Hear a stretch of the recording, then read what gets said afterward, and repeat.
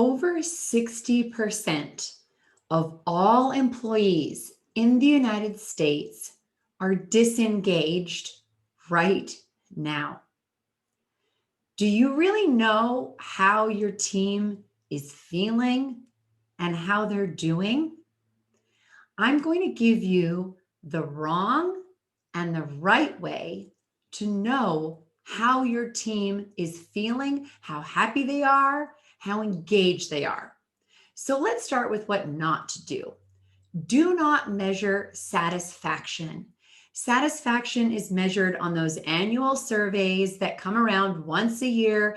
Everyone answers questions about, I have the tools to do my job, I have a good environment, I like or dislike my boss, etc. That measures how satisfied an employee is with their job. You don't want to measure satisfaction, you want to measure happiness. You also do not want to have this only happen once a year, okay? It needs to be frequent. You don't want there to be too many questions. If there are tons and tons of questions, people aren't going to fill them out. Everyone's busy. They might only fill out the first 10 with a lot of enthusiasm and then just sort of go through the motions. So you don't want to have too many questions. And then also, you do not want to create the expectation of change after these measurements, and then there's not any change. That is going to make employees completely disbelieve in the system and think that it is just something that leadership is doing because they have to do it. So let's talk about a better way, a proven evidence-based way to really know how your employees are doing, to really know if they're engaged.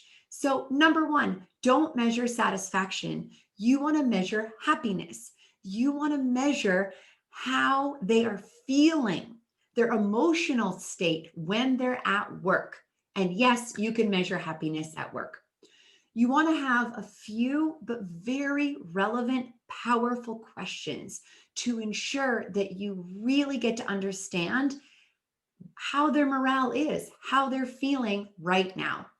And you want to ask often. Ideally, you're asking on a weekly basis or on a monthly basis, how are people feeling, why they are working? And when you get feedback for improvement, when you get feedback about leadership or the environment or the resources or whatever challenges that your employees are facing, you have to act quickly. You have to communicate immediately. Employees need to see, oh, they asked for feedback, they received the feedback, and they did something about it. Otherwise, they're not going to believe in the system.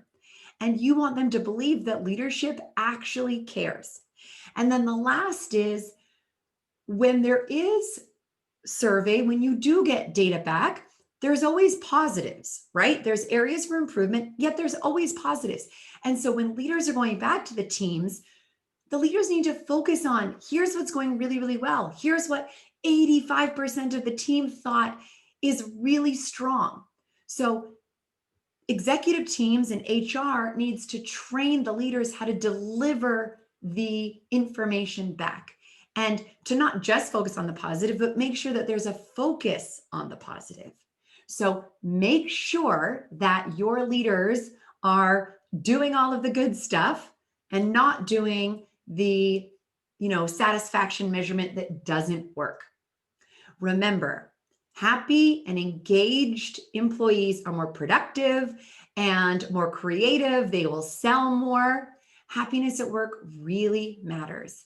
If you want to learn more about Arrive at Happy, go to arriveathappy.com and make sure that employee happiness is always top of mind.